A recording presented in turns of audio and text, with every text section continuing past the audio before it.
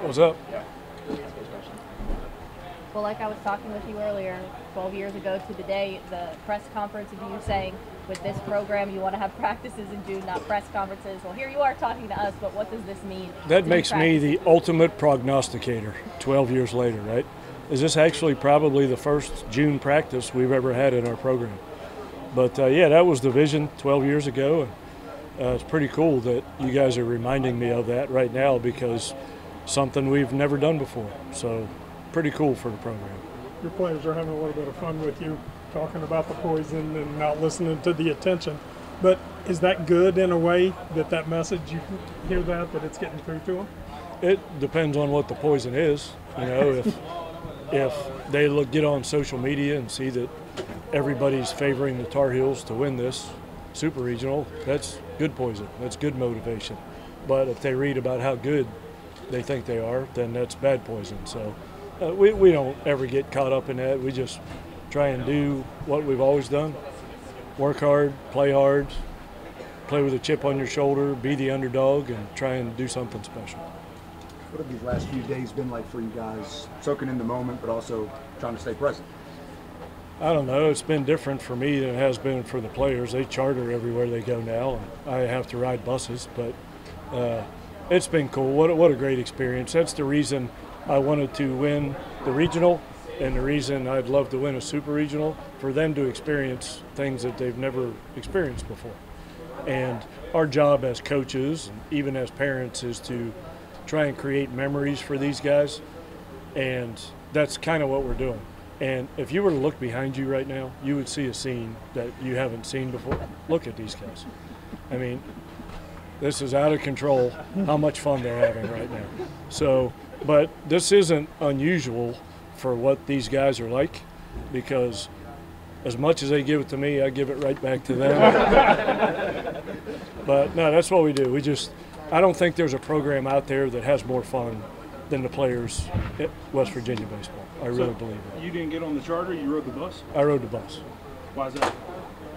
I refused to pull a player. It was a 30-seat charter, and I refused to pull a player off of that charter.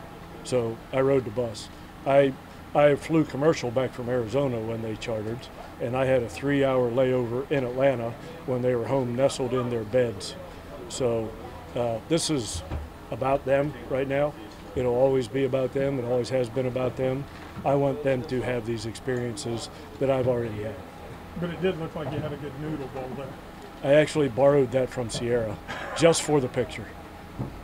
So you guys traveled separate to Arizona too then? From Arizona. Yeah. Did you travel together to Arizona though? Or? No, flights got canceled in typical Mountaineer baseball fashion. Flights out of DFW got canceled. We had to take 2 different planes to Tucson, so we had to chop the team in half to get out there. But when you have problems like that, travel problems and logistical problems, that just benefits us, because that's how we've built this program, overcoming stuff like that. So when that happens, we always say advantage Mountaineers. So on the way home, all we could get was a 30-seater, so we put the players on it and 1 responsible adult. And on the way down here, we could only get a 30-seater, so we put the same guys on it. You have a lot of baseball memories in the state of North Carolina. Can you talk about those? A ton of them. I actually just walked out to center field and was watching the ball fly off the bat, just like I did in 1986 as a player at Clemson. You know, it just looks the same when the ball comes off the bat. So I've played a lot of games here, I've coached a lot of games here. My time at East Carolina, we played several games here in midweek games, and the Mountaineers have played on this field. And I think it was 2013, one of our big leaguers, John Means, came down here and threw a shutout on this field in a midweek game. So not unfamiliar with this field at all. Have a ton of respect for Coach Forbes and what he's done here. He's a great friend, always has been. He's actually on my coaching tree. I hired Scott Forbes at East Carolina for 17 days before he came back to work with Coach Fox. And I was so happy for him, because he's a Coach Fox guy, and what a perfect fit for this program. Couldn't be happier for him and the success they've had. With that playing experience here, anything that you can share with your players about playability, outfield dimension, ball flight, things like that? Not really. They can learn more in that session of batting practice than they can learn from me 40 years ago. The balls have changed, the bats have changed, and so have the players. So, yeah, it's good to have a practice here. And outfielders are chasing balls up against the fence, and guys see the ball coming out of a pitcher's hand. So, yeah, it's great that we can practice here. How are you guys from a health standpoint? Hassan? Cloudy to partly cloudy. Anybody, you relievers, I know you were without several last week. Anybody? that We're made you just better hanging this on, week? baby. We're just hanging on. But this time of the year, guys do things that they don't normally do. So if you're a player in this program that's never played in a super regional and something is bothering you, you worry about that when the game's over. But we're just hanging on, baby. Do you see similarities in pitching styles between Clark and Sprague, the Carolina starter at the ball? Yes and no. I mean, Clark is such a small guy with a huge heart.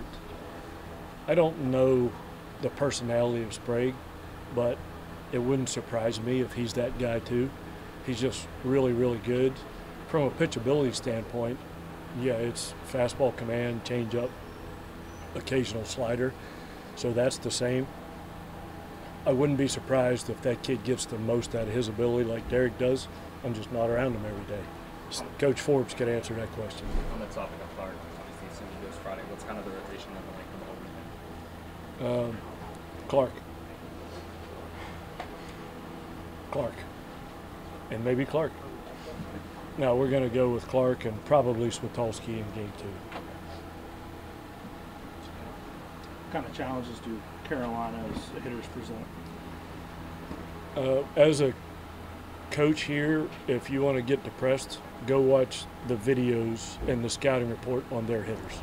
It's depressing how good they are. They're so physical, so competitive, so confident in this park. It's going to be tough. It's going to be tough. And I wouldn't want it any other way for our guys. I want them to think how tough this is going to be, because that's what will motivate them. If they thought it was going to be easy, you wouldn't get the most out of them. It's going to be tough, and I want them to feel that way.